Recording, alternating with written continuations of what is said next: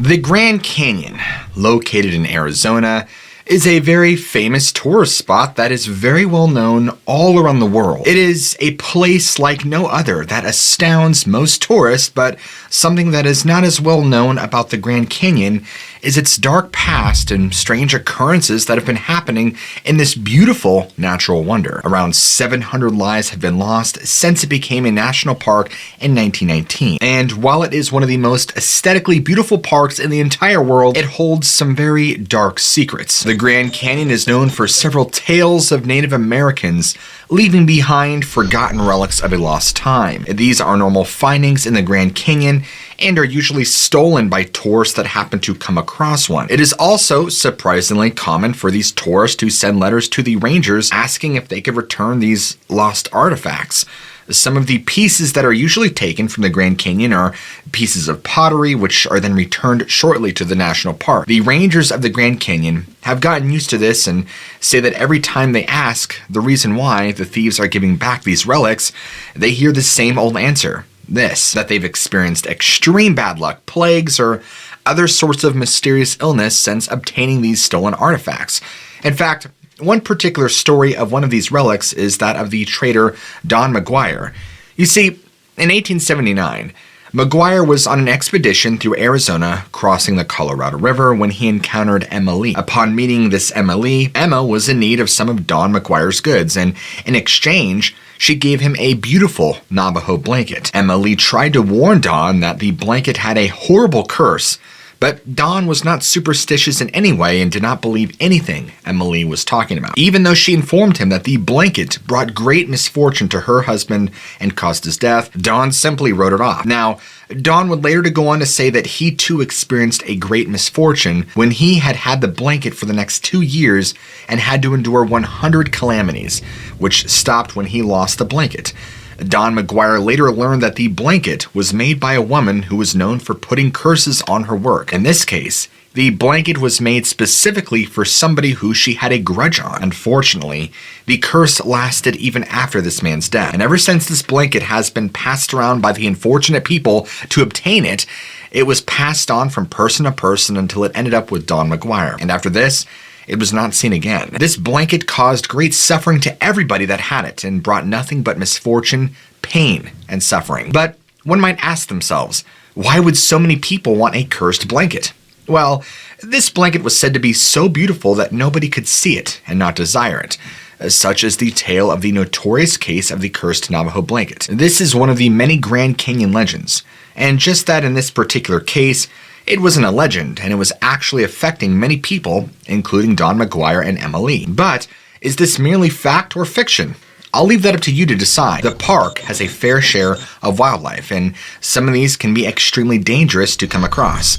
Some of these animals include black bears, elk, and even mountain lions, since they're all a part of the wildlife in this area and can all be extremely dangerous to encounter. Surprisingly, one of the most dangerous animals in this area is the Spermophilus variegate, which is a rock squirrel, which is well known for its wild bite and random attacks. In fact, many people actually come to have an encounter with many of the wildlife found within the canyon itself. Although encountering a grizzly or elk is extremely dangerous, it is much more dangerous to approach the rock squirrel, and much more common to run into one. The rock squirrels are highly active during the daytime, which is when there is the highest number of tourists. These frightening little critters are known for living in colonies climbing the rocks of the canyon. Now, these squirrels have lured in tourists to a certain spot to attack them as a group and have attacked people of all ages. The rock squirrels end up sending many tourists into the ER, although the bites from these things may not be as deadly as that of a bear.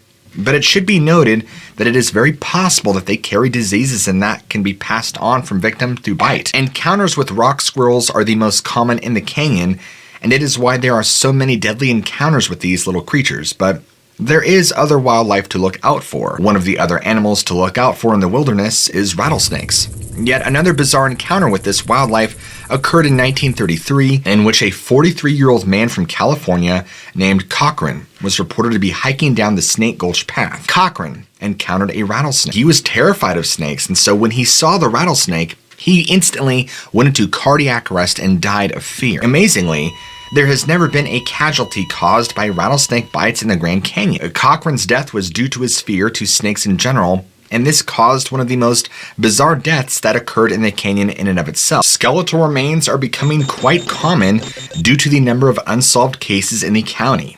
And due to this very sector was forced to create a cold case squad, which means these cases are from people that have died in the Grand Canyon many decades ago. And this team tries to solve mysteries that were proposed years ago. These include looking for mysterious disappearances, unattended deaths, and homicides. With millions of people visiting the Grand Canyon every single year, footprints and fingerprints are something abundant in this area. This has caused the Grand Canyon to see its own fair share of tragedy. One of these cases is that of Mary Begay, that was last seen on August 1st, 1957, getting into a car with two men. The county located human remains on October 31st, 1958, which were then believed to be that of Begay, and thought were later identified to be one of another missing persons case. However, some people believe that Begay began a new life somewhere else, although she had no reason to run away from her own family. This 20-year-old hasn't been seen ever since she got into that car, and the investigation is still ongoing all these years later. Another case that occurred at the canyon is the disappearance of the 13-year-old Justin Richardson, who was last seen during the summer of 2001. Justin had gone on a hike with some of his friends and became separated from his group during the hike and was never seen again. Officials believe that he fell victim to a homicide, although they can't be sure due to a lack of evidence. But a cold case squad was able to recover some evidence showing that he had been spotted again at the Moki Lodge. Although this evidence isn't verified because there are still several cases that occur like this in the Grand Canyon and are never solved. In fact, many of these cold cases are carried out for decades or even close to a century to try and find some evidence to bring closure to the loved ones of these victims. Many of these cases include people getting stabbed and later just finding the shirt with holes in it and other brutal cases. The Grand Canyon holds no official body count since it is impossible to determine the exact number of victims that have died there due to different circumstances like swift murder, suicide, or even drawn-out torture. Some of these cases have even become so famous that they acquire nicknames like Little Miss X or Valentine Sally. This vast number of unidentified deaths make the Grand Canyon a very eerie place. And with all of these unidentified deaths that occur in the canyon, it is reasonable to assume that encountering skeletal remains isn't that uncommon as one might think. Although the cold case squad is doing everything they can to locate these human remains and try to piece together clues to bring justice to these murders, it is very likely that a lot, if not most of these cases, will remain forever unsolved. The El Tovar Hotel was once an extremely luxurious hotel when it opened back in 1905 and was run by the Fred Harvey Company. This hotel was envisioned to be a grand cross between a Swift chalet and a Norwegian villa, all to appeal to the elite from that era. This hotel that cost around $250,000 to be built in 1905 is now better known for its innumerable sightings of ghostly apparitions. These encounters with ghosts have made a number of guests vow to never return to this haunted place ever again. Near the front doors of the hotel lies one of the greatest mysteries of the hotel, this being a flat, inconspicuous gravestone with an epitaph that reads Pearl A. Ward, 1879 to 1934. Who this gravestone belongs to remains a mystery since no one is sure who Pearl was. Some stories that were handed down by word say that Pearl was a cowboy who passed through the area, though another story states that Pearl was one of the famous Harvey girls. Although no one is sure who Pearl is, many people have said that they have seen a black caped figure leaving the hotel's front stairs and hovering near the grave before wandering off. Yet, another well-known specter from this hotel's grounds is one said to be Fred Harvey himself. Even though Fred died 4 years before the hotel even opened, many visitors claim that they were invited to the hotel's annual holiday celebration on the 3rd floor, although there is none. Interestingly enough, everybody that has been invited to this annual holiday celebration say that they were invited by a well-dressed elderly gentleman, which itself is pretty eerie. This and some other experiences like those of a couple from New Jersey saying that the wife felt someone pulling on her clothes at night and feeling a presence in their room. Another couple from LA said that they walked past their television and an old man with a gray beard was looking back at them.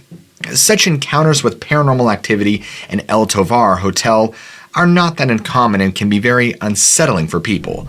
This has made this hotel one of the most visited spots on the Grand Canyon, and since people come with the hopes of having an encounter with otherworldly beings, although not everybody gets to enjoy this kind of experience, some people do feel odd when inside the hotel. There are other spots on the Grand Canyon that are well known for being haunted, but El Tovar Hotel is one of the most visited. So, with all this in mind, do you think that you would ever stay the night here? This tourist spot attracts hundreds and even thousands of tourists per year just so they can have their own encounter or a glimpse into the world of the paranormal. Some, to no avail, and others do end up having a contact with one of these supposed beings. The hotel is actually nice, if you don't mind these specters that can make you company. Oh, Glenn and Bessie. Well, the canyon itself can be a very nice spot for newlyweds on their honeymoon, and with its great views, astounding landscapes, and diverse flora and fauna, it could be a potentially great place to go on with the love of your life. This was the case of Glenn and Bessie Hyde, who had decided to go on their honeymoon on the Colorado River, crossing the Grand Canyon with just their own boat. Glenn and Bessie Hyde were married on April 10th, 1928, and in the fall, they had built a boat for a special and unique honeymoon adventure, which was to go on a trip down the Colorado River to California. They met with an experienced river rafter in Utah before going on the same trip, and the river rafter informed them that their boat was not built for this kind of an endeavor, and he was especially concerned about them not taking life jackets. The couple, though, decided to ignore all the experienced river rafter's advice and embarked on their trip on November 18th, and just 2 days prior, they were even photographed by an Emery Kolb. Emery Kolb was well known in the area, and again, warned them of realizing this trip during winter and suggested them to wait until the winter until after the weather improved. Emery even tried to offer them life jackets, but oddly enough, the couple rejected them once again. When they went on their trip through the Colorado River, they were never seen from again. What's strange about this particular case is that the bodies were never found. After the couple hadn't returned by December, a full search was made for them. Even stranger still was that their boat was found full of supplies, strapped in, everything was still intact. This is interesting because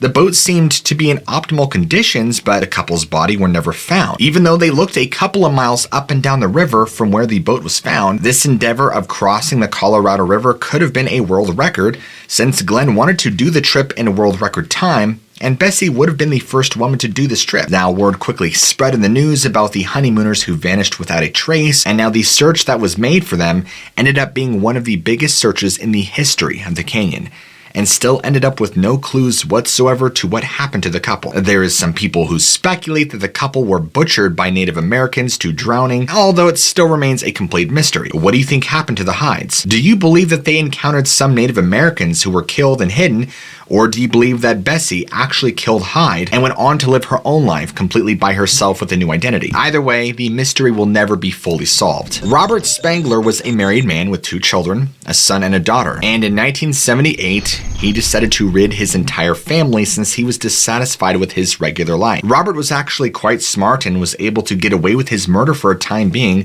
since he had supposedly wrote a suicide note next to his wife and made it out as if she had done all the dirty work herself. Robert acted as if he had been at work when it all happened and was able to get away with murder. He did have a close call since the police found that he had some gunpowder on his hand, although he had stated that when he got home, he picked up his wife's suicide note and the pistol lying next to her body.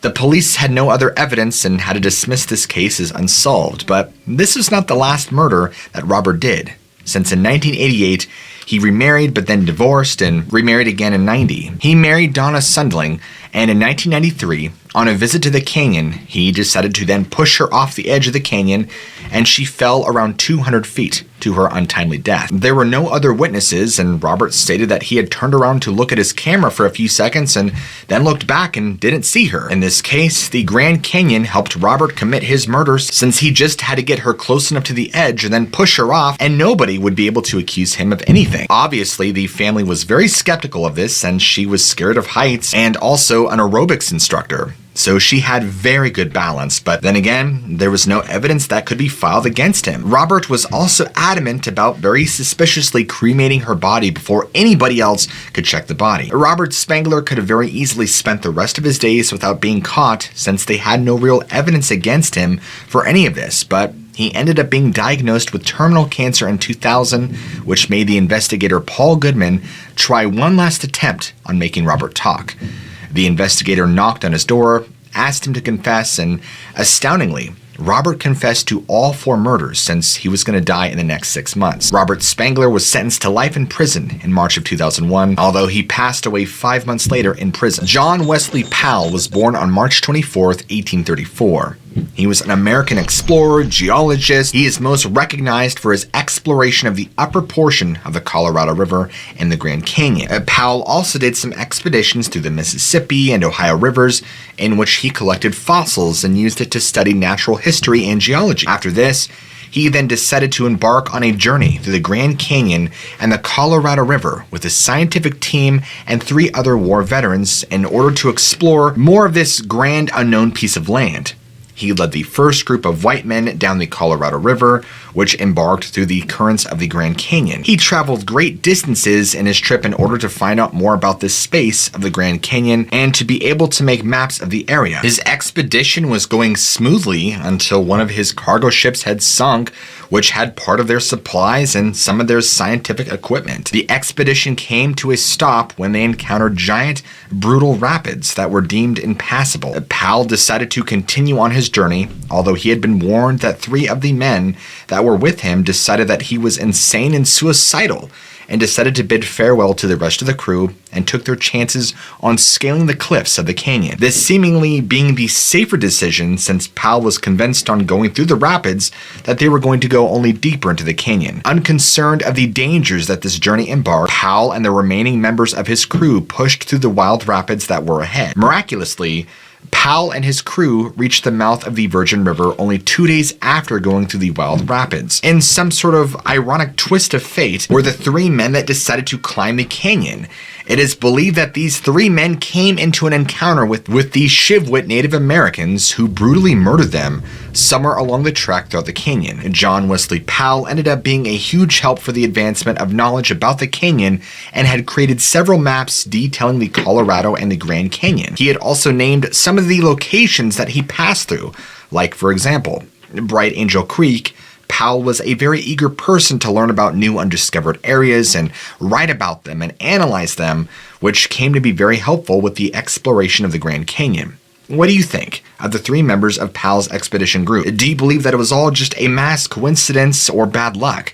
Or do you believe that it is some sort of karma for not believing in their own captain? Either way, these 3 men died whilst trying to escape a so-called suicide mission that was to cross the Colorado River even when it had just wild rapids. This shows that sometimes it is better to stick with your captain than to abandon your group and take a different path. Plane collisions are something quite rare in our modern age, since flight paths are established before the flight even begins, and if there is any inconvenience or detour, then all other planes are usually immediately alerted when something like this occurs. Although this wasn't always this way, since before the security measures for commercial flight were a lot less strict than what they are today. Thank you, 9/11. This is why hearing about a plane crash sounds extremely dreadful, and in this case it really was. You see, on June 30th, 1956, one of the deadliest airline disasters in American history occurred. After roughly an hour from departure from LA International Airport, United Airlines Flight 718 and TWA Flight 2 collided. This happened above the canyon and called for a search and rescue teams. Although the wreckage was found the very next day, an investigation to determine whose fault it was that caused the crash, it was determined that both pilots were off their designated routes for extremely unlucky reasons and were flying on the same altitude. Sadly, all 128 passengers that were on these planes perished, and it wasn't until a full year later that the first report of the crash was actually released. Some of the reasons why the planes crashed and the pilots could not communicate with the airport were that of a lack of communication, turbulent weather, and the then current usual flight rules. But because of these mistakes by the airports and the pilots themselves, which led to the demise of all the passengers on that plane, and to demonstrate how rare the occurrence is, there's only been one crash in the Grand Canyon that unfortunately cost this many lives. This shows the importance of having an extremely strict schedule without modification in airlines, since if even one of them isn't following instructions, it could lead to huge disasters, like the one that happened. Nowadays, the site of the crash is a popular tourist attraction and is called the Crash Canyon. This misfortunate event that cost so many people their lives can now be seen on sunny days from a distance since the glistening metal reflects the light. This landmark is important to have since it marks a very important tragedy that happened long ago. This works not only as a reminder but also a memorial to all the people that perished in that crash. So, are you afraid of planes? I believe that plane crashes are completely terrifying, but I do feel like due to the amount of security that is now implemented, we now see a much smaller percent of plane crashes, which is much more reassuring. It is because of this that commercial flight is now much more thoroughly checked and kept on track to avoid disasters. As it has been evident throughout this entire video, death due to unpleasant circumstances is nothing new in the canyon. Anything from a haunted scarf to a suicidal persons and serial killers like Robert Spangler, the canyon has a fairly decent body count. But out of all the horrible deaths that occur in the Grand Canyon, the vicious murders of innocent vacationers have to be some of the most unpleasant deaths. In January of 1977, both Michael and Charlotte Sherman were found dead. Michael had recently graduated medical school and Charlotte was an elementary school teacher. They were married for about 4 years before their untimely death. The reason for their assassination appeared to be robbery.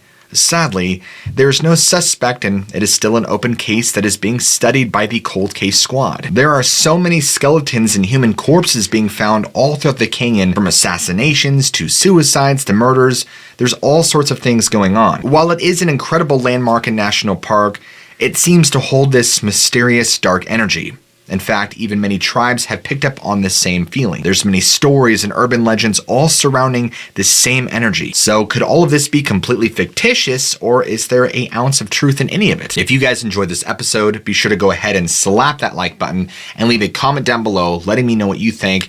And also, if you're new to the channel, be sure to go ahead and hit that subscribe button and keep your notifications on so YouTube will let you know every time I release a great new video. And also, if you're wanting a cool jersey just like this, you can go ahead and click the link below in the description to go to DIYOJ.com, where you can get your own custom-made jersey and using the code WLB2022 for a 10% off discount. Or if you want a cool mug just like this one, coffee not included of course, you can go ahead and check out my Teespring merch store attached to this description box below.